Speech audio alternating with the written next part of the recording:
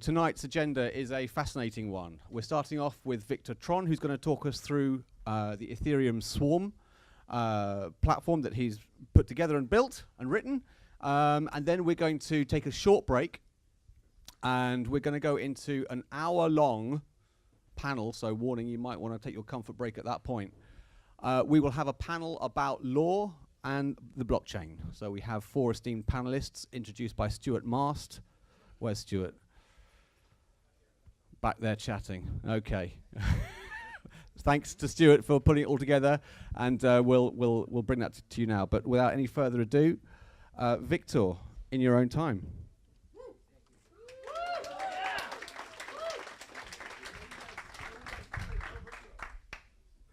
Can you guys hear me? How can I? Is this going to be okay? Okay. Sorry, I'm not sure how my medication works, so I sit down better like this. So I'm happy to talk to you here tonight about Swarm, which if Ethereum is the word computer, then Swarm is the word hard disk, so to say. Why is this important? From the very early on, the founders of Ethereum realized that Ethereum is a blockchain and is offering a decentralized consensus engine over a Turing-complete system. Is a fantastic asset, but what else can we do with it? And they soon realized that for example, we can fix the web maybe, and realize that if you complement the blockchain decentralized consensus engine with a few other services, for example, a decentralized storage layer and some sort of decentralized messaging system, then you have everything that you might need for the third web, so to say. So tonight we are not only going to talk about Swarm, the decentralized storage system, but in general maybe a vision of how Web3 experience would look like. So I would like to present tonight in 3 parts. Let's see how it spans out. In the first part, I would like to drill through very quickly some low-level details and especially offer it as a kind of finger practice of how Ethereum can serve as a fantastic platform to architect a system of incentives where participants in a community, in a network, are forced to behave according to certain rules that are conducive to the desired operation of the system. This is what I'm going to talk about in the context of Swarm incentives. In the second part, my colleague Nick Johnson is going to talk about the Ethereum name service, which bridges the gap between these low-level parts where I'm going to mention hashes and chunks and crazy things like this, connects it to the level that's meaningful to the user, basically the semantic web. I'm kind of abusing this term right now. And finally, after that, I would like to kind of expand the discussion a little bit. Maybe maybe better do it in an interactive session. I will see how it goes. But I'd like to indulge in certain maybe fairy tale, maybe somewhat science fiction visions of what the Web3 experience could look like and what an ecosystem full of its base layer services like Swarm and Ethereum can bring, and what value it has to users.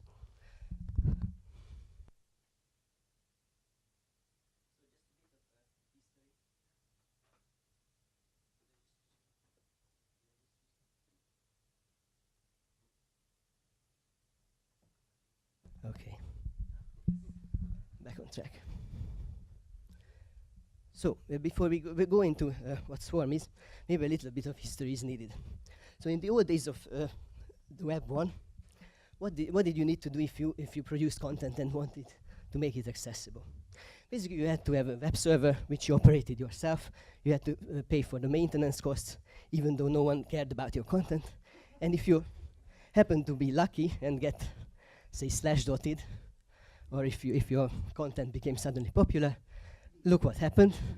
Exactly the opposite of what you expected. It's not that you became more available, but actually you got almost like DDoSed, and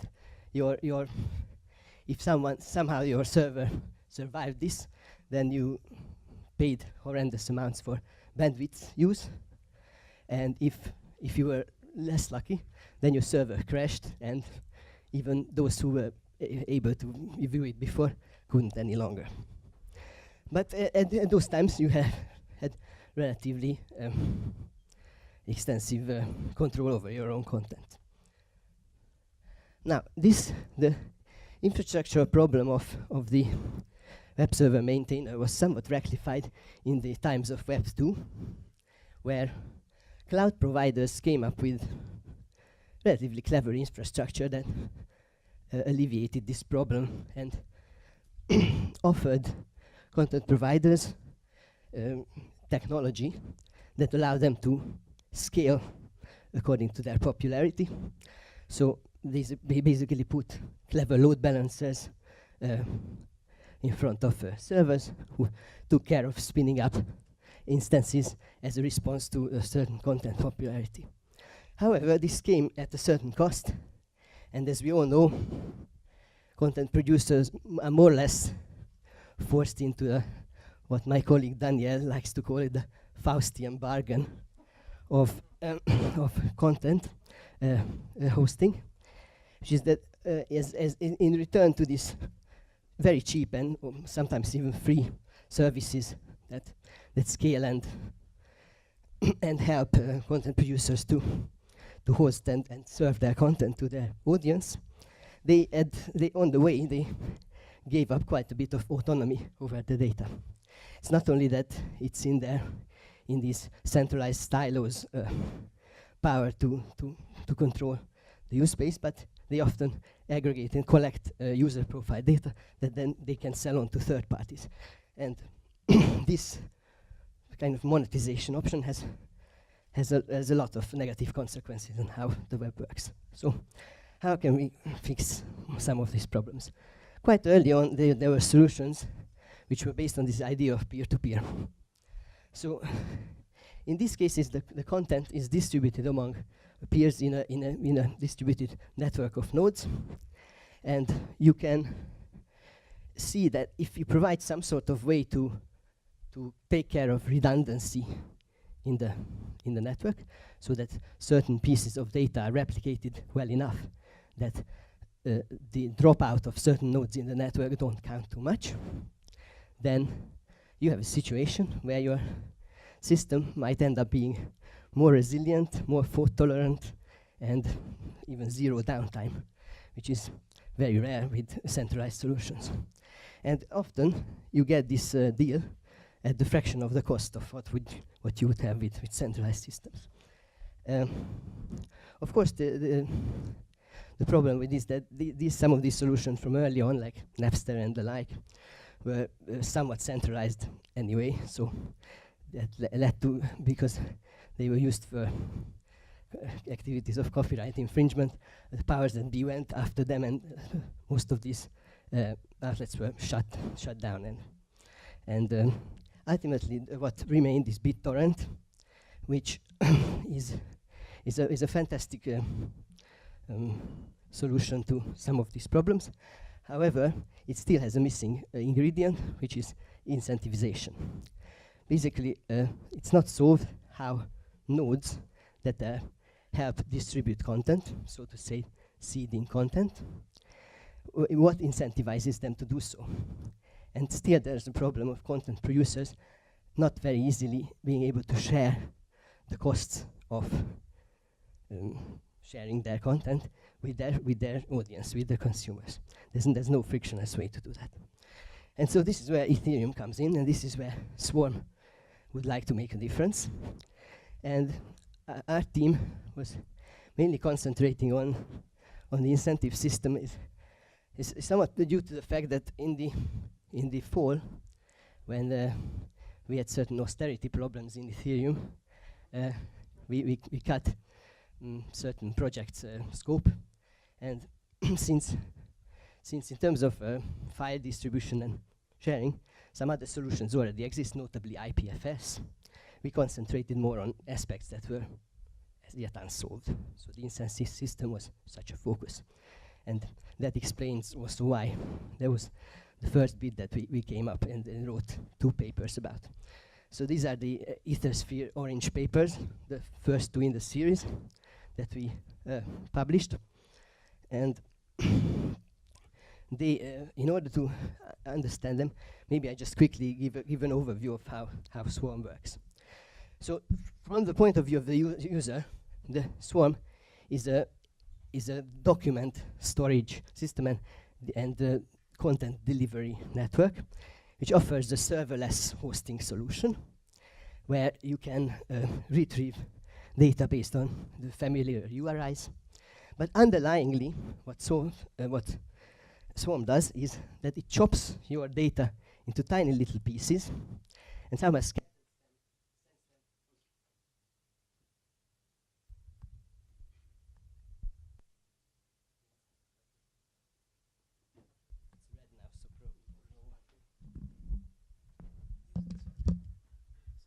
Do you guys also find it extremely hot here, or is it just me? Because I'm sweating like a pig. Okay, so yeah, so it might affect my brain as well a little bit. So anyway, so the storage problem is basically reduced to the problem of storing chunks over a network. All the higher level assemblage of data and linking and referencing are kind of higher level layers. Now, what happens to chunks? What happens when someone uploads content to the swarm? How do you get data in? Oh, there.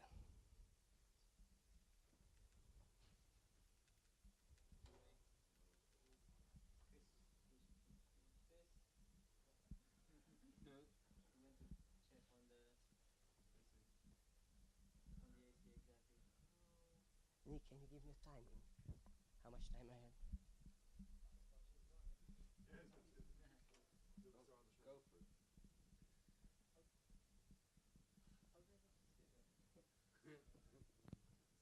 Just double click on it, I think it's gonna work.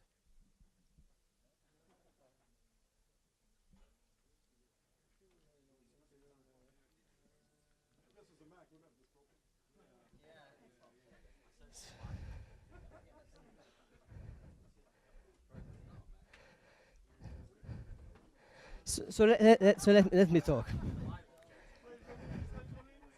Let me talk, and then we figure out the slides next. So what happens is when we ingest a piece of file or a document, we chop it into tiny pieces, like four kilobyte little pieces, and send them off to the address that they belong. So what's this address business like? How come a chunk has an address?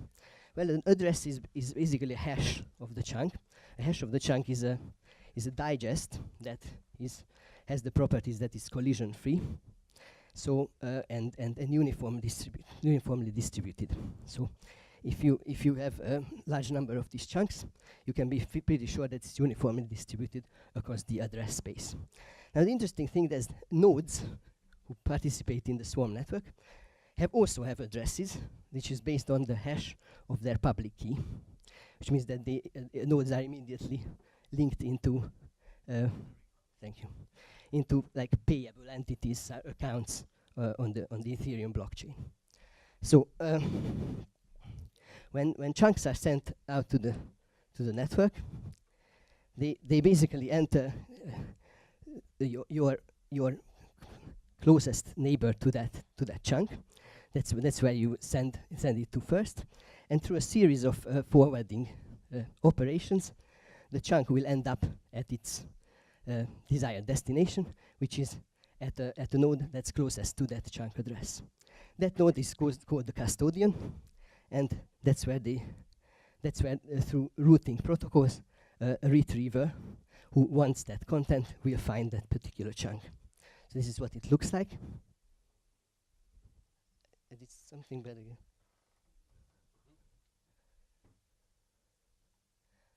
Sorry, guys.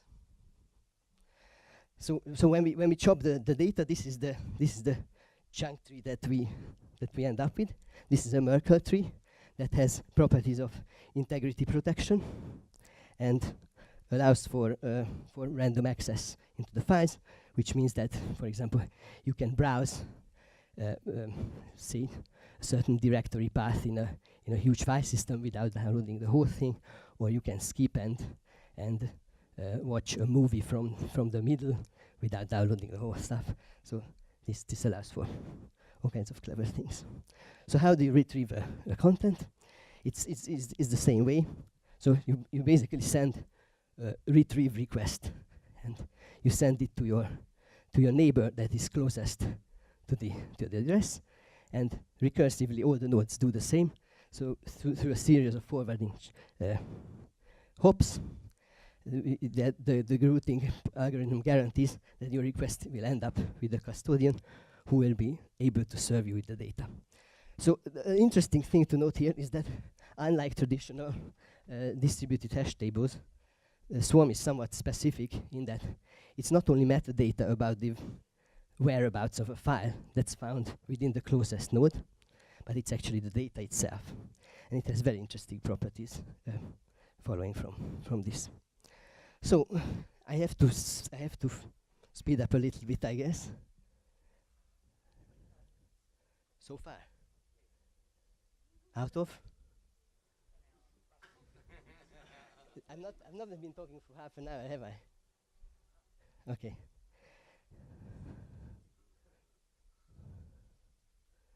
Okay, so I tried to do it a little bit quicker. So we came up with this system called, somewhat playfully, swap, swear, and swindle. And the incentive system has basically two pillars. One takes care of the part of the operation that relates to smooth, low latency retrievals. This is this kind of corresponds to compensating nodes for their bandwidth and for their efforts to make low latency transport possible. On the one hand, there is a completely different problem, which relates to make sure that data is preserved, even when the data is not often accessed. So if the data is requested by a lot of nodes, then based on the bandwidth incentive, which pays nodes for serving a particular chunk, they'll be incentivized to keep it and cache it. Therefore, popular content automatically replicates across the network, and therefore serves as the incentive for the swarm to become an elastic cloud, which auto-scales to popularity.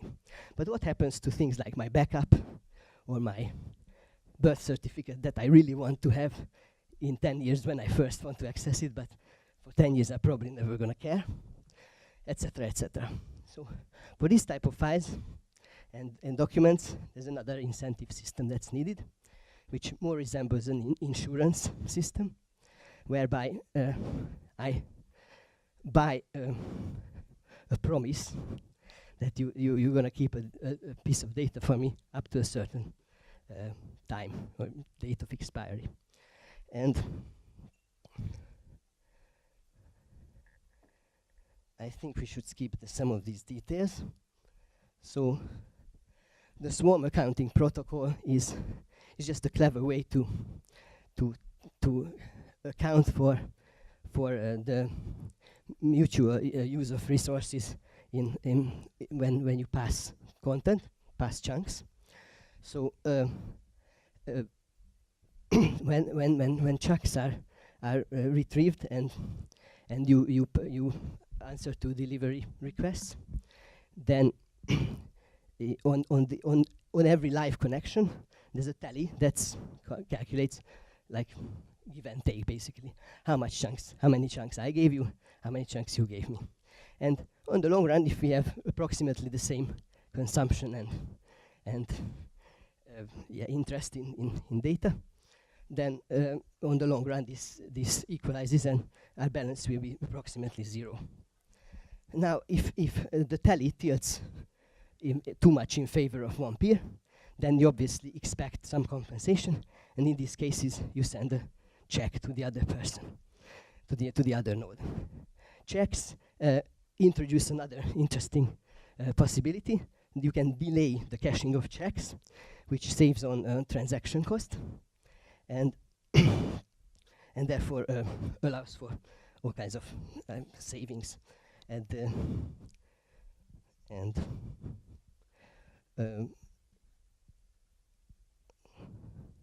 As for the storage, the most interesting use case that we wanted to cater for is the so-called upload and disappear situation. This situation where we really want to upload content and right away settle on some sort of insurance that it's going to be stored and it's going to be available up to a certain expiry date that I want, without me ever having to be present and check on the file or download it. There's various techniques that we use for this, that include erasure coding for redundancy, proof of custody audits that check regularly the integrity of data and repair the data if certain chunks are missing, because based on the redundancy, unless there's a lot of the data is missing, it can still be recovered. And some of the details I can talk about in the question section. So the most important part is that how we use the blockchain for this. So the most interesting point is that when you enter a store request because you want to upload a certain chunk, then the node that first takes over that task, takes over the store request and accepts it from you, they respond with a receipt. That receipt is gonna entitle the owner to litigate against the swarm in case the chunk is not found. And the litigation is basically sending a challenge as a transaction to the blockchain, where and the blockchain can prove whether the proof of custody that they provide as a refutation for the challenge is correct or not. So we had to come up with ways to represent these proof of custodies in a compact way and easily verifiable from within the smart contract. And also we have to come up with ways to do the proof of custody that helps optimize the problem of proof of custody audits for erasure coded, so redundantly coded files. So these were the challenges that we tried to solve with the system that we came up with. Okay, so I think I'm gonna skip this, and since time is passing, I think I should give it over to Nick right now. Yeah. And then we come back. So Nick will talk about. You have your slide? Right. Hello. My name's Nick Johnson. I work at the Ethereum Foundation as of Monday week, but they already have my nose to the grindstone. Not that it's unpleasant talking to you all you fine folks. I'm glad I'm here. I've been working on the Ethereum name service, and this basically provides the core component that maps from computer readable and secure hashes to human readable names.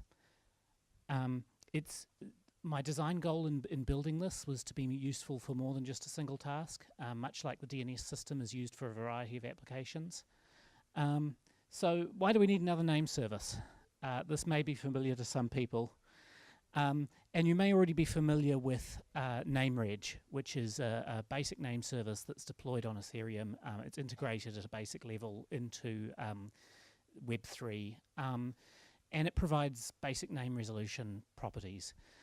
It has a few issues, though. It doesn't support delegation. So paradoxically, for a name service that's deployed on a distributed platform, it has centralized authority. There's only a single contract that can be authoritative for all names. There's a single flat global namespace with no hierarchy. Because there's a single contract, there's no support for different implementations of resolvers that might have different needs or need to resolve different sorts of names. The other problem that NameReg has is that it conflates several different areas that are important to name registration. On the one hand, you have actually looking up a name. On the other hand, you have how to register a name, which we on the internet use with registrars and so forth. And finally, you have governance, which is who decides who gets to register names, how much do they pay, how are the names handed out, how long can you keep them for, and so forth. And each of these are separate issues that need to be dealt with separately, but they're also largely orthogonal to each other. You can solve one well and leave the others to someone else. So the Ethereum name service focuses on the first step, because it's the one that needs to be agreed on widely by the greatest number of people, and it leaves the rest to future work. So what makes a good name service? In my mind, like, this is my list of criteria. You may disagree vociferously. We've been having some interesting ongoing discussions, and I'd encourage you all to join them. So separation of concerns, like I just outlined, it shouldn't try and do many things as a proposal. Eventually the system will integrate all three of those, but they need to be considered separately and on their own merits. It needs distributed authority. Unlike NameReg, you should be able to have multiple implementations. You should be able to delegate from one to the other so that you can say this particular subdomain is this service is authoritative for that. It needs support for many types of records. You shouldn't have to hard code in this can resolve swarm hashes and it can resolve names of contracts or addresses of contracts. But then if you later want to add in, say, mail exchanges or IPv4 or IPv6 addresses, it shouldn't require changes to the protocol. It doesn't need, but it's very useful if it has compatibility with existing systems. It should be possible to build gateways so that this functions elsewhere. And ideally, it should support both on-chain and off-chain resolution. So when we're resolving swarm hashes, frequently the resolver will be a web browser or some proxy server that sits between the web browser and the swarm. But in other cases, it may be a contract on the chain. And if you're doing other resolution tasks, such as looking up names of other contracts, then being able to do it cheaply and on-chain is very useful. So the ENS as a whole only has two major components. There are name services, which are on-chain. They exist as contracts, and they have a well-defined interface that everybody agrees on. And you have local resolvers, which are libraries that take part of that are part of a contract or a browser or a gateway to DNS, for instance. And resolvers talk to name servers, and name servers respond. There's no direct communication between the services. So the organization of ENS, it's inspired by DNS, but not entirely like DNS, and also by Maker's name service proposal. And they also called theirs ENS, just because we need some extra confusion. But I've since talked to them, and I think I've worn them down, and they're mostly agreed that this is a reasonable proposal. Unlike DNS, it's hierarchical, based on name components instead of based on authority delegation. So the boundaries of authority, as you'll see, are strictly according to parts of the name. And it uses relative naming, which means that you can say this entire namespace is a subtree of my namespace, which will also become apparent in a moment. Any name component can have records associated with it, which can be swarm addresses, or they can be mail exchanges, or any number of things. And I just said that. So this is an example of a simple layout of an ENS hierarchy. Down the bottom, you can see we've got a global root. And this is a consensus, really. There's nothing intrinsic to the system that says there's a single global root, but we're assuming, for the sake of argument, that this is the one most people agree on. And the global root has a single entry for .eth, and that points to the .eth root. And each box here represents a separate contract on the Ethereum blockchain. So the global root has its own contract, and it has only a single node, which contains, in this case, a pointer just to .eth. The .eth root is what we would think of as a top-level domain. It effectively is. It takes care of registration and so forth. Both of these have published public APIs for registration, well-known rules. You know, getting a new top-level domain in is obviously quite the involved process, because we don't want to overwhelm people with them, unlike IANA. And one person laughed. That's good. And buying a domain, for instance, and again we're getting into governance. This would also be published and well known, but hopefully a little less involved. And then so the .eth root, for instance, has entries for my site. So that's, if you're starting at the global root, that's mysite.eth, and the DAO. And each of these have their own resolvers. So up in the top left, we can see that the person who owns my site has deployed their own resolver to the blockchain. It has 3 nodes here. It knows how to resolve www and forum, and it has a root node, which is what everybody else points to as the authority for my site. And on the right here, we've got the DAO's resolver, which again is very similar, except that while they still have a record that people point to as the authority for the DAO, they also have their own root, and they have their own internal nodes.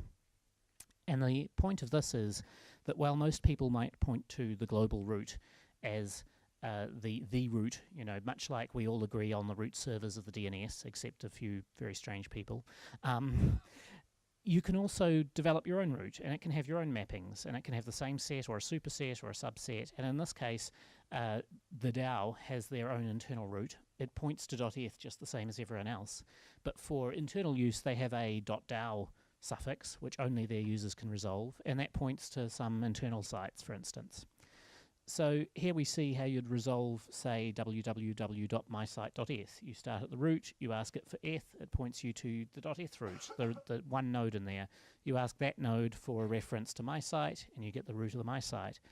You ask that for a reference to www, and it points you this time to another node inside the same contract. But the local resolver doesn't have to care about that, whether it's the same contract or another. And finally, your resolver asks that node, what is the IP address of what is your IP address? And it fetches the first A record, and it gets back 8.8.8.8, which would be a terrible address because that's actually Google's DNS. But anyway, I needed something short enough to fit on a slide. So here we see, for instance, how the DAO would resolve it, and the steps are exactly the same, except that we're starting at a different route, and we follow the mapping, and the mapping in this case points to the same location.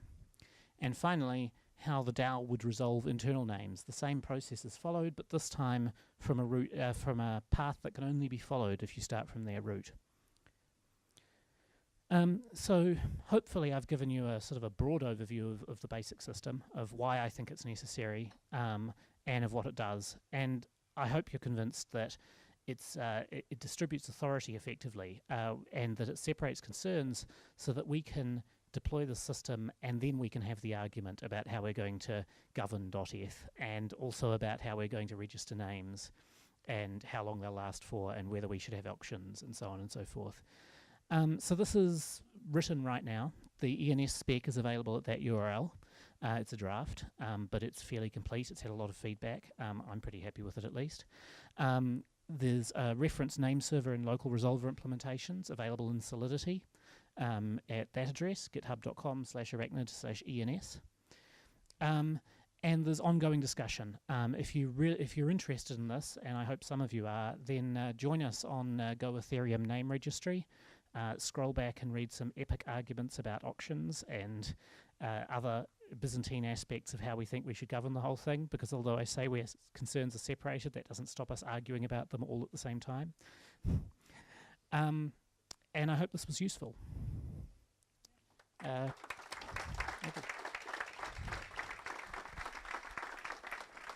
you. Please hold your questions despite the slide. So if you don't mind, I take it back a little bit. So I hope you understand why the Ethereum name service is hugely important. It's very, very important, because that's the only way that mediates between the immutable content and the of the swarm, where hashes, basically a hash changes if you add like a bit of new information to a file, which means that they once you viewed something retrieved based on their hash, if someone changes it, it's no longer, the change is not there. So the only way you have permanence and of some semantic thing, like for example my CV, is through a name system where you always register the most current version of what you intend to be the content. And also they are extremely important because they will be entry points to certain databases which we serve as the decentralized layer for for dApps. For example, you would store your posts and who likes what in your social network in these swarm databases, ideally, and therefore all these operations on these Merkle trees and that constitute the description of a key value store, like for example a routing table, or as I said, as a database.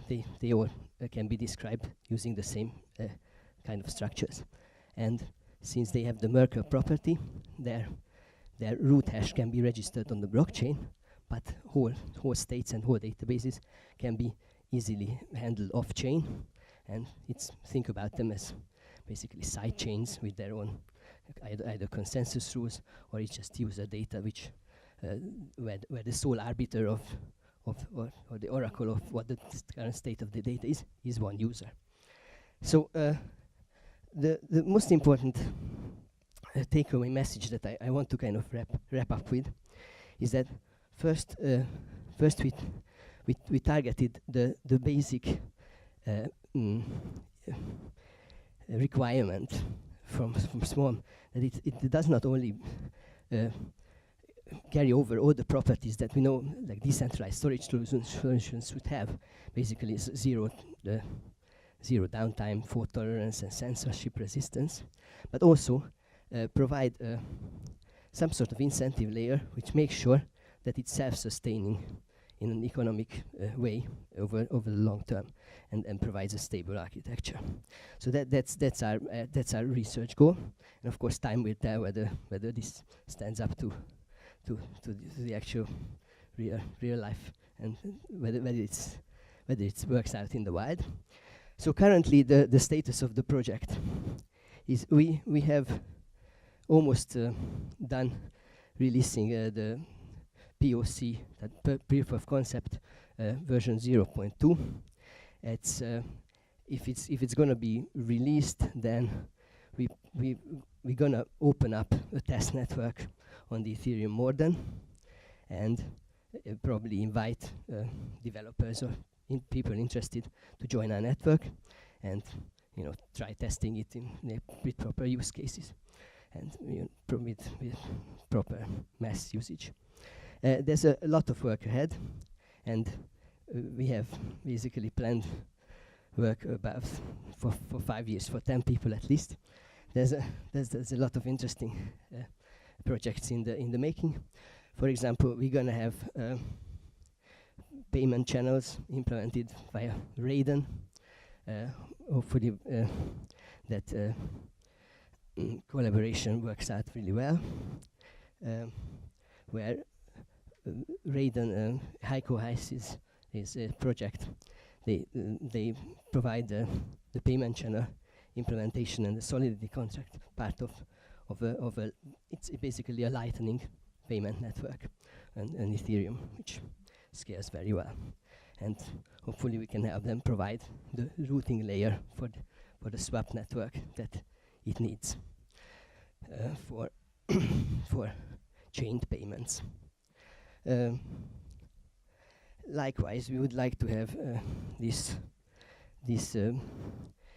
database implementation running on Swarm.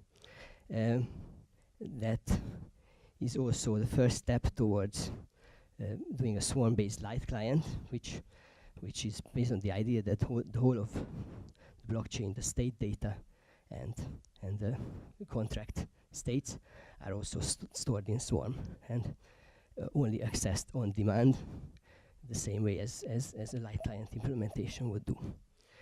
And there are various other plans in the making. I don't know how much I should talk about them right now.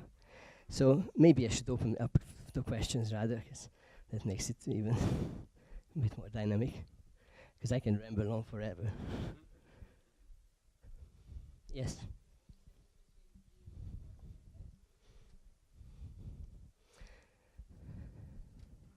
yeah, we are basically sister projects that like march on like for the same common goal, and like have Web3 as a success, and like bring back the ethos of the original internet, and provide open protocols that allow for frictionless interaction of individuals without necessarily having to have third parties, intermediaries in between.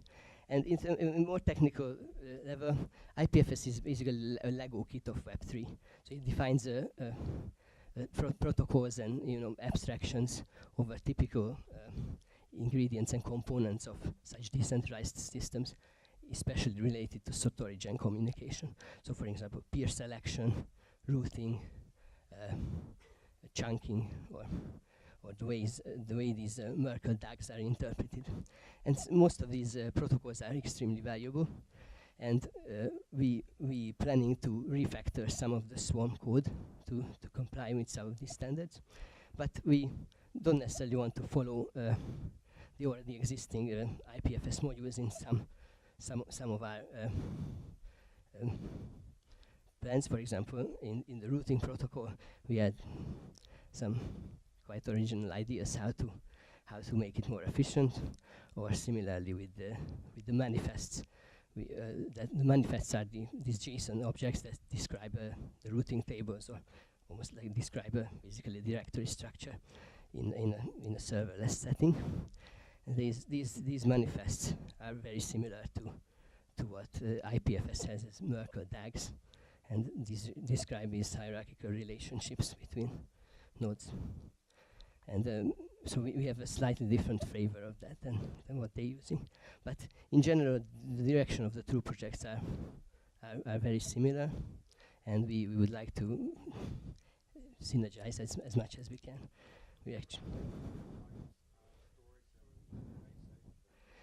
As far as I know, storage, they just launched last week.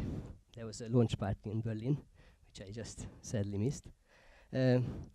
As far as I know, they're more centralized in their solution, and I'm not sure if they actually seriously taking it as their goal to be a low latency server of interactive web applications. Because in our scenario, that's a very, very important use case, that we basically serve the web like interactive real-time applications. So we have to cater for low latency use. I'm not sure if it's Storj's plan or not. But otherwise, the systems are very, very similar, especially in terms of the way they use erasure coding and proof of custody audits is somewhat similar. If you go into the the tricky details, of course, which you're probably not concerned with, then of course there's a world of difference. But it's only a handful of people care about. So. I don't want to comment.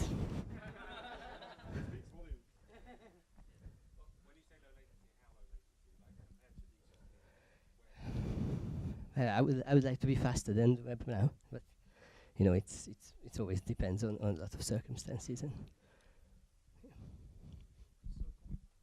like IPFS, what I understand it supplements to use like so if I have like a DApp, I made a DApp actually last week, and at this moment, so contracts in Ethereum, and I serve my assets files just in S3 bucket, but you could potentially put into the IPFS. And are there any dependency between the Swarm and the Ethereum itself, like, or are they completely separated stuff? yeah, so deep down, they both run on the same peer-to-peer network layer, which is called dev peer-to-peer. So in that sense, Swarm is the the sister protocol of ETH, which is the Ethereum protocol. The protocol in terms of the scheme with which nodes exchange transactions, like broadcast transactions to each other, accept blocks and send blocks to each other, etc. That's the ETH protocol, and the BZ protocol is the protocol of Swarm. That's what the bees speak between each other. that runs on the same multi-protocol network layer called DEF peer-to-peer. That's what holds them, kind of binds them together. And actually, this is a very important point, just to emphasize it. What we really have here is a fantastic opportunity to so with Swarm, and especially in a context where you have a web browser or a mobile client, where Swarm basically is just a backend to browsing behavior. So when you visit links, you follow from one link to the other. In these cases, the synergy between a decentralized storage solution and the blockchain is really incredible. So we can finally formalize and link certain browsing behaviors to contractual relationships and agreements.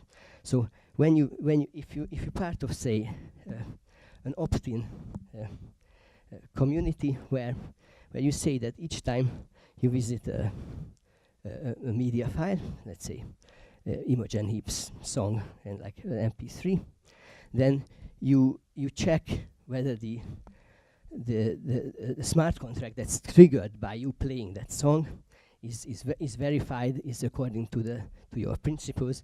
It represents the ethos of fair trade music, let's say, and you know exactly that when you click yes to the question of yes, do you want to pay per play for this song, then you know exactly that your money will be distributed to the rightful owners of that license to that song. So the smart contract somehow described in an accurate and transparent way the content producers wish how they should be remunerated for their work. And of course these systems are entirely opt-in, and they are not in the context of like copyright law enforcement. But the most important point is that the infrastructure that helps check attribution, check provenance, derivative works, licensing, identity, all these things are immediately available just because of the synergy of the Ethereum blockchain and basically content itself, so substance. So logic and substance.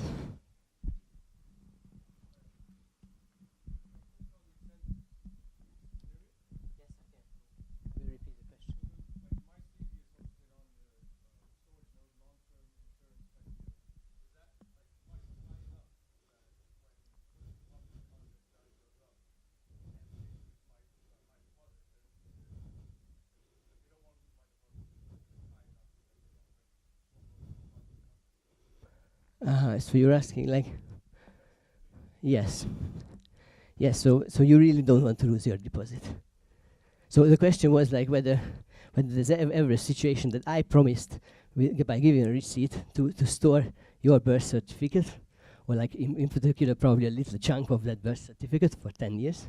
But suddenly I'm lured into another arrangement because I got thrown at a lot of popular content which probably would serve me better. Is that what you're saying?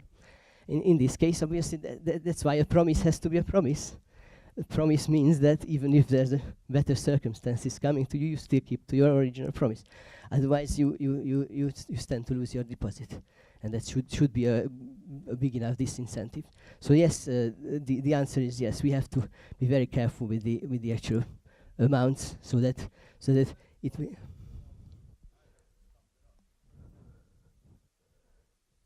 No. So yeah. So in cases where you want extra value attached to your asset, like above, you want to insure it, so to say, above the disincentive that you get by the nodes potentially losing their deposit, then there are like explicit insurance schemes for that. So these will probably be third-party roles that take on the role of an insurer for your chunk, and they would probably in launch regular integrity audits. They would check whether your files are really available, and would only pay you kind of in installments. And these kind of systems are very nicely, easily programmable in Ethereum and these smart contracts. And you can also ask questions of Nick, if I think, if you have some. One for you, one last one for you. So as you have custodian nodes, and it's kind of like a sloppy distributed hash table. What are the guarantees inside the network if like a certain percentage of the nodes go down? You know, for example, those nodes made promises. Then do you have a method to offload the files that only those nodes, like only a few set of nodes now have, to the rest of the network, such that you still have assurances and guarantees? Yes, we have to assure them against these situations with some redundant coding. So certain content has to be retrievable, even if parts of that are missing. So especially even if like a local area in the network is like it's completely cut off, we still have to be able to retrieve the content. And the standard solution for this is using erasure coding, which is like just a very basic idea that if you have error correcting code, so basically you inflate the coding of your data to a bigger data blob, which has the properties that any particular proportion of that data that you see is enough to reconstruct your original content. And if you distribute it in a redundant enough way, or these extra extended content, then you can make sure that your data is recoverable.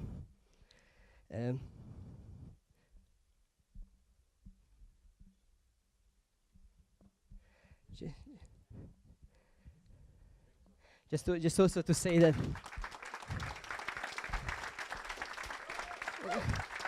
please get close to the team, because obviously I have to mention that it's not only my work, it's a big team behind it, and so it's Daniel, it's Aaron, it's Nick, and Joet.